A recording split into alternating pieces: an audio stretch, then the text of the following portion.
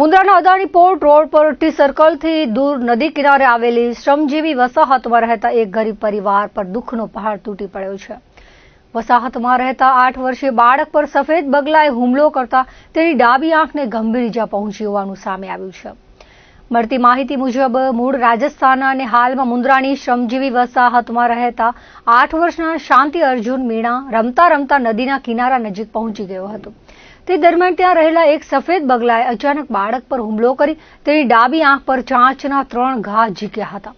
અણધારી ઘટનાથી બાળક ગભરાઈ ગયો હતો અને તેની આંખની કીકીને ગંભીર નુકસાન પહોંચ્યું હતું. પરિવારજનો દ્વારા તાત્કાલિક બાળકને સારવાર માટે ખાનગી હોસ્પિટલમાં ખસેડવામાં આવ્યો હતો, જ્યાં તેની ડાબી આંખનું ઓપરેશન કરવામાં આવ્યું હતું.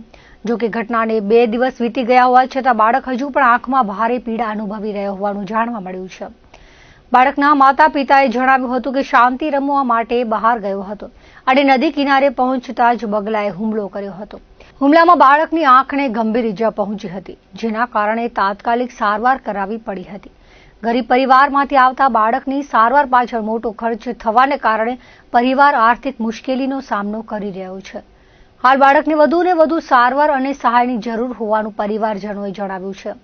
આ દુર્લભ ઘટનાએ સમગ્ર શ્રમજીવી વસાહતમાં ચકચાર મચાવી છે.